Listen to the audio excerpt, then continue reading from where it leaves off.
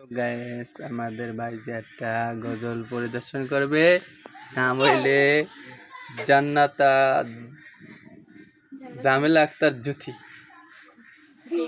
যদি না সে গভীর রাতে প্রভুর প্রেমে জাগো তাসবিহাতে, যদি না সে গভীর রাতে প্রভুর প্রেমে জাগো তাসবিহাতে, পশু পাখি গাছ গাছালি তোমার নামে জেগে হয় উত্তালি, পশু পাখি গাছ গাছালি তোমার নামে জেগে হয় উতালি।